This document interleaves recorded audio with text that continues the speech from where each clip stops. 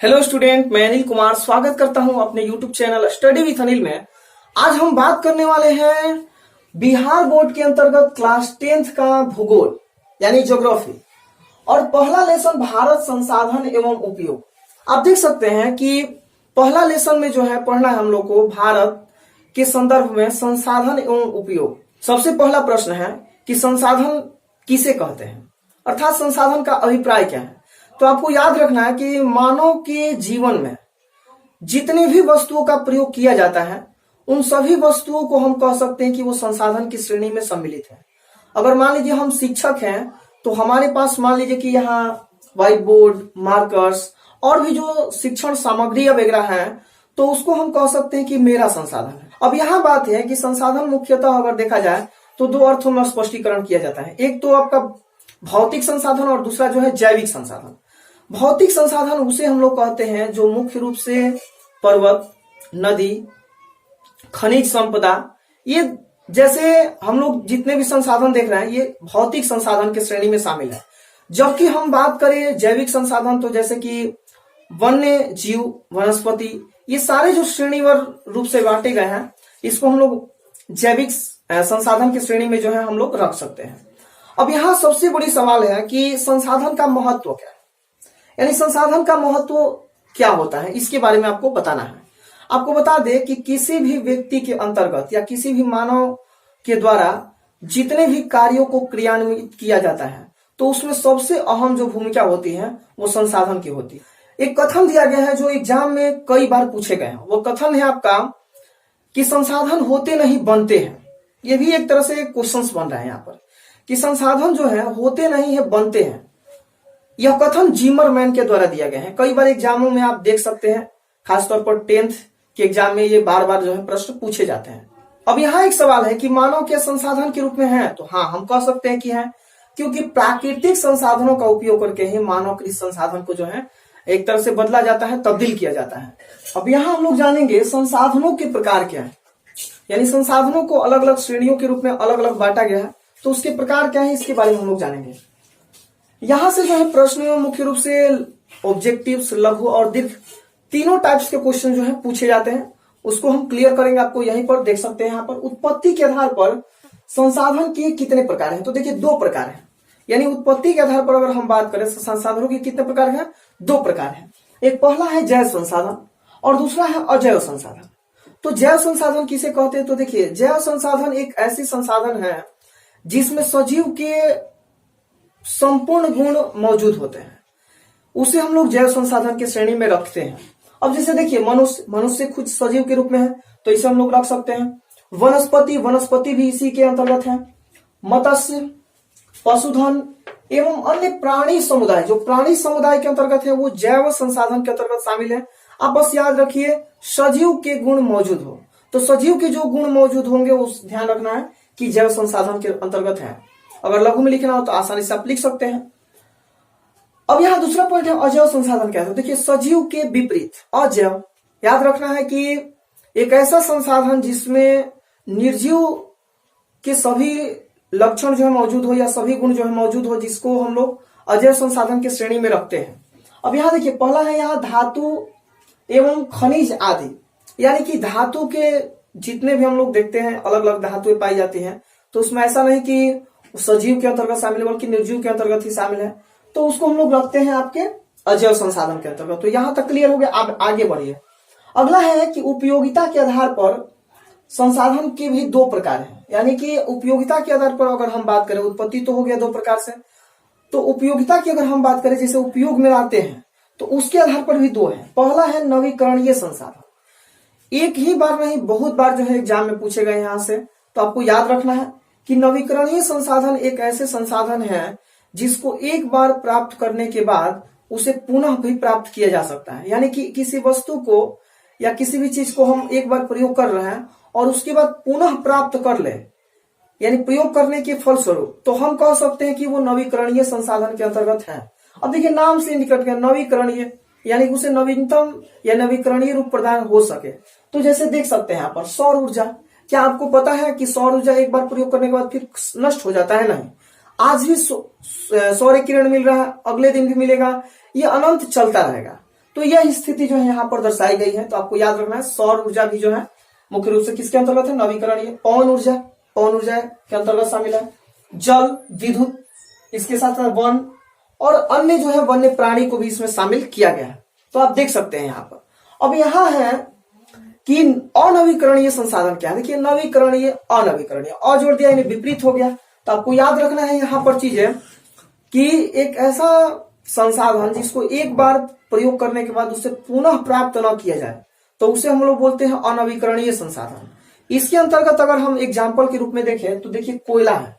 ये कई बार ऑब्जेक्टिव के तौर पर जो है प्रश्न पूछे गए हैं। तो आपको चीजें याद रखना है।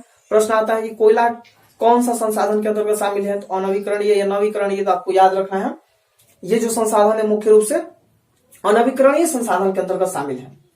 पेट्रोलियम, जीवाश्म ईंधन है, टोटल जो जीवाश्म ईंधन है वो हम कह सकते हैं कि अनवीकरणीय संसाधन के अंतर्गत जो है शामिल है। तो यहां तक चीजें समझ में आ गई। अगले पॉइंट पर आते हैं।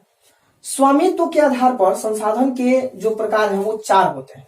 अब देखिए स्वामित्व यहां कहा गया, स्वामित्व के आधार पर संसाधन के प्रकार कितने हैं, तो 4 है। अब यहां देखिए पहला है व्यक्तिगत प्रकार।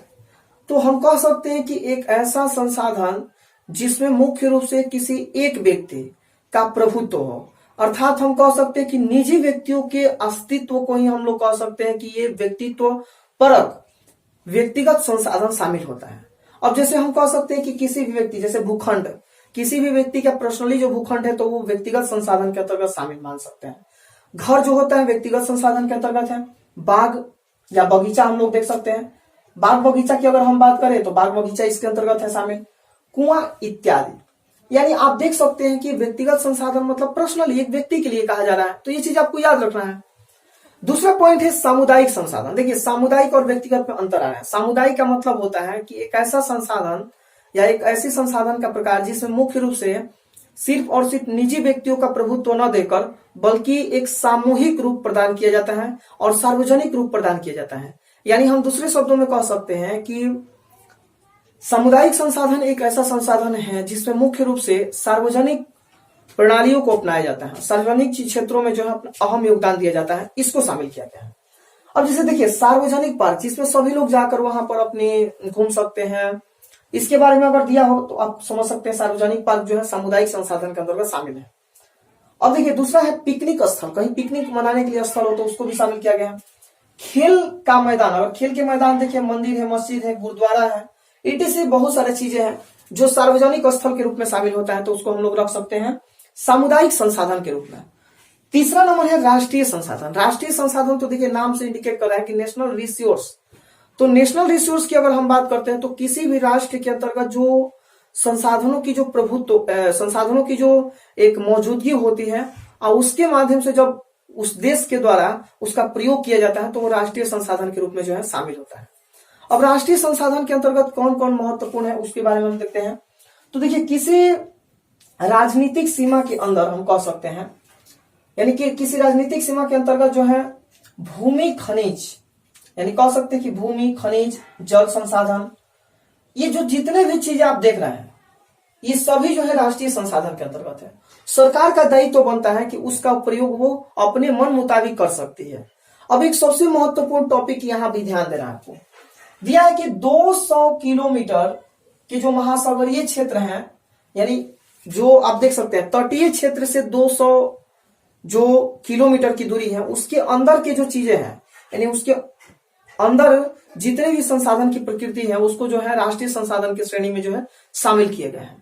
अब अगले पॉइंट पर आते हैं अंतर्राष्ट्रीय संसाधन। अंतर्राष्ट्रीय संसाधन की बात अगर हम करें तो आपको नाम से इंडिकेट कर रहा है कि एक ऐसा संसाधन जो देश स्तर पर ना होकर बल्कि देश से कुछ बाहर वाली जो स्थिति है उसके लिए बताया जा रहा है। अब आप यहां देख सकते हैं कि तट रेखा से 200 किलोमीटर की पूरी जो है दूरी तक छोड़कर, अब यहां हम लोग जानेंगे अंतर्राष्ट्रीय संसाधन के बारे में। तो देखिए नाम से इंडिकेट कर रहा है कि एक अंतर्राष्ट्रीय संसाधन क्या है। आपको याद रखना है कि जो राष्ट्रीय संसाधन है, राष्ट्रीय संसाधन को छोड़कर जितने भी अलग की दूरी जो मौजूदगी हो रही है उसको हम लोग अंतर्राष्ट्रीय संसाधन की श्रेणी में रखते हैं। अब यहां देख सकते हैं कि तट रेखा से 200 किलोमीटर की दूरी, यानी तट रेखा जो तटीय रेखा है उससे 200 किलोमीटर की जो दूरी है उसको छोड़कर महासागरीय संसाधन 200 किलोमीटर अपमार्जक क्षेत्र भी कहलाता है, वो अपमार्जक क्षेत्र के अंतर्गत भी शामिल किया जाता है। यानी 200 किलोमीटर छोड़ेंगे तब उसके अंदर वाला होगा तो इसके अंतर्गत शामिल किया जाता है। तो ये चीजें आप यहाँ पर क्लियर हो गया होगा, आपका जो महत्वपूर्ण जो मुद्दा है उसके बारे में आप समझ चुके होंगे। अब यहाँ आते हैं अगले पॉइंट पर कि विकास की स्थिति के आधार पर जो है संसाधन को 4 वर्गों में बांटा गया है। यानी विकास की अगर हम बात करें तो विकास की स्थिति के आधार पर संसाधन को 4 वर्गों में बांटा गया है। पहला जो वर्ग है संभावी संसाधन। संभावी संसाधन का मतलब यह होता है कि एक ऐसा संसाधन जो संभावित रूप से जो है किसी राष्ट्र के अंतर्गत शामिल किया गया है, रखा गया है, लेकिन उसको प्रयोग में नहीं लाया जा रहा है। कारण यह है कि वहां दुर्गम स्थिति है जिसको प्राप्त करने में हम लोग को दिक्कतें उत्पन्न हो सकती हैं। जैसे एग्जाम्पल स्वरूप ले लें तो दिया है यहाँ पर हिमालयी क्षेत्र खनिज, यानी हिमालय में जो क्षेत्र में खनिज जो मौजूद है उन खनिजों में क्या है कि उसको खनिज प्राप्त करने में हम लोग को असमर्थता है। अब उतना मान लीजिए पर्वतों को पार करके वहां की खनिज निकालने में ही जितना संसाधन नहीं है उतना से जो है अधिक आपको मतलब खर्च लग जाएगा। इस वजह से जो है इसको भी संभावी रूप से रखा गया है। तो ऐसे संसाधन को जो है संभावी संसाधन के रूप में माना जाता है। दूसरा है विकसित संसाधन। विकसित संसाधन का मतलब ये होता है कि जो प्राकृतिक संसाधन है जो मौजूद है उसको हम क्या करेंगे कि कुछ तकनीकी और संभाव्यता पर आधारित होती है। मतलब कुछ तकनीकी का प्रयोग करके उसका हम लोग क्या करेंगे, विचरण करते हुए उसका प्रयोग करेंगे। तो ऐसे संसाधन को हम लोग विकसित संसाधन की श्रेणी में जो है सम्मिलित करते हैं। अब आगे बढ़ते हैं और अगला पॉइंट है तीसरा नंबर कि भंडार संसाधन क्या है। तो देखिए नाम से इंडिकेट कर रहा है भंडार संसाधन। आपको बता दें भंडारण संसाधन एक ऐसा संसाधन है जो मुख्य रूप से किसी भी देश के अंतर्गत जो खनिज संपदा है उसको भंडारित करके रखा जाता है। अब इसमें कौन कौन शामिल है इसके बारे में हम चर्चा करते हैं। जल, हाइड्रोजन और ऑक्सीजन। आप देख सकते हैं कि जो ये हम लोग जल, हाइड्रोजन और ऑक्सीजन की जो स्थिति देख रहे हैं हम लोग, ये मुख्य रूप से एक तरह से हम लोग कह सकते हैं भंडारण के अंतर्गत जो है शामिल है, क्योंकि इसका प्रयोग जो है हम लोग खुद जो है कर रहे हैं, तो इसके अंतर्गत शामिल किया गया है। अब आगे आते हैं, चौथा है आपका संचित कोष संसाधन। तो देखिए संचित कोष संसाधन जो है भंडारण संसाधन से ही संबंधित है, क्योंकि भंडारण संसाधन में क्या होता है कि भंडारित करके रखने के लिए बात कहा जा रहा है, और उसी में क्या होता है कि उसको जब हम तकनीक के सहारे जब एक ज्ञानवर्धन के माध्यम से जब उसका प्रयोग करते हैं तब क्या होता है वहां पर कि मुख्य रूप से उसका हम लोग एक अलग रूप में प्रयोग करते हैं। तो ऐसे संसाधन को हम लोग कह सकते हैं कि संचित कोष संसाधन, अर्थात नाम से भी इंडिकेट कर रहे हैं उसे एक संचित करके रखे और उसका जो भविष्य में जब भी प्रयोग हो तो उसका हम प्रयोग कर सके। तो अब यहां हम लोग जानेंगे कि संसाधन नियोजन क्या है। तो सबसे पहले जानना होगा कि संसाधन नियोजन का तात्पर्य क्या है। तो आपको बता दें कि संसाधनों को विवेकपूर्ण उपयोग करना ही संसाधन नियोजन है।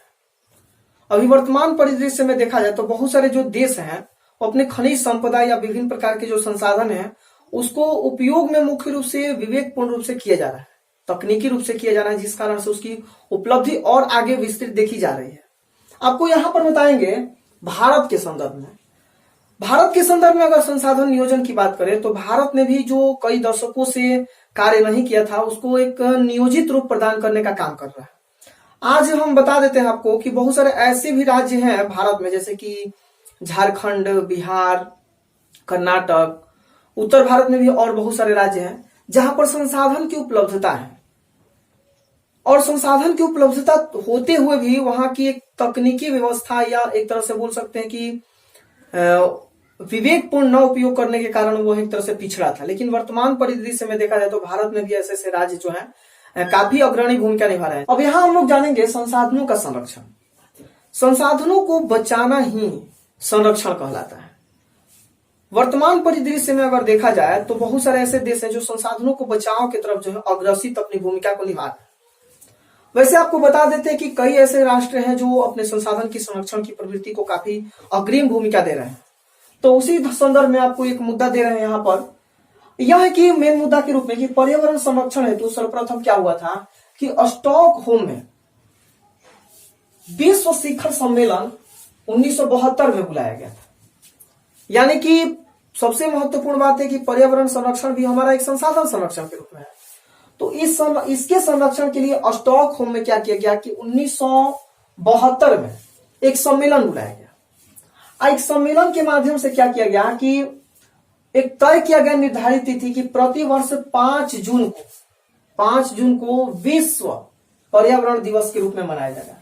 तो कई बार ये प्रश्न ऑब्जेक्टिव के तौर पर देखा गया है कि विश्व पर्यावरण दिवस कब मनाया जाता है, तो आपको याद रखना है 5 जून को। लेकिन अगर प्रश्न ऐसे ही आ जाए कि कब से मनाया जाता है, तो 1972 के फलस्वरूप, ऐसे हम लोग दे सकते हैं जवाब। तो यहां तक चीजें देख लिया। अब यहां बातें आती है कि संसाधनों के संरक्षण के रूप में जो है और भी कई पहलुओं पर ध्यान दिया गया था। जैसे आप देख सकते हैं यहाँ पर कि 1968 में क्या किया गया था कि क्लब ऑफ रोम की स्थापना की गई, जो कि संसाधन के संरक्षण पर एक मुहिम लेकर जो है अपनी अग्रसित भूमिकाओं को जो है आगे बढ़ाने का काम किया था। इसके साथ साथ आपको बता दें कि 1974 में सुमशेर द्वारा लिखित पुस्तक, 1974 में सुमशेर द्वारा लिखित पुस्तक स्मॉल इज ब्यूटीफुल, ये कई बार एग्जाम में देखा गया है। 1972 में जो पुस्तक सुमशेर द्वारा लिखी गई थी उसका नाम था स्मॉल इज ब्यूटीफुल। यह पुस्तक कई बार जो है प्रश्न के रूप में पूछा गया है। तो यहां से आप देख सकते हैं कि संसाधन के संरक्षण के रूप में था। यहां तक आपको बता दें कि जो स्मॉल इज ब्यूटीफुल है पुस्तक, उसके संदर्भ में गांधी जी का भी जो है काफी एक बेहतर विचार माना गया था। आपको बता दें कि भारत के संदर्भ में भी गांधी जी ने अपने कथन को व्यक्त किए थे। गांधी जी ने बताए थे कि पेट भरने के लिए है, पेटी भरने के लिए जो है हमारे पास संसाधन उतनी उपलब्धता के साथ नहीं है। वैसे कई और भी जैसे संसाधन संरक्षण को लेकर एक मुहिम के रूप में प्रारंभिक दौर देने का काम किए थे। जैसे आपको बता दें कि सुंदरलाल बहुगुणा के द्वारा जो है चिपको आंदोलन की प्रारंभिक दौर दिया गया था। इसके बाद हम आपको बता दें कि नर्मदा बचाओ आंदोलन के रूप में जो है मेधा पाटेकर का भी अहम योगदान था। तो ऐसे कई नेताओं का योगदान था जिन्होंने अपनी अहम भूमिका को अग्रसित किए थे। तो यहां तक चीजें आप देख लिए। अब यहां देखिए कुछ सम्मेलन हुए थे जो अंतर्राष्ट्रीय स्तर पर थे। सिर्फ भारत के रूप में उसे प्रदान करना नहीं था, बल्कि पूरे वैश्विक स्तर पर जो है पर्यावरणीय संकट और कई तरह की जो संकटें थी उससे एक तरह से सुलझना था। तो उसके बारे में भी हम बताएंगे आपको। और यहां से कई बार एग्जाम में देखा गया कि ऑब्जेक्टिव के तौर पर और सब्जेक्टिव के तौर पर प्रश्न पूछे गए हैं। देखिए, प्रथम पृथ्वी सम्मेलन 3 जून से लेकर 14 जून के बीच 1992 में हुआ था। ये रियो डी जेनेरो में हुआ था। रियो डी जेनेरो, ये ब्राजील का एक सिटी है, आपको ये चीजें याद रखना है। इस सम्मेलन में 178 प्रतिनिधियों ने भाग लिया था।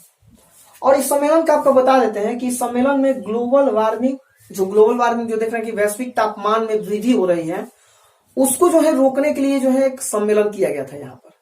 तो यहां कह सकते हैं कि वन संरक्षण के रूप में जैव विविधता यानी कि जीवों को एक तरह से प्रवृत्ति को बढ़ावा देने के लिए।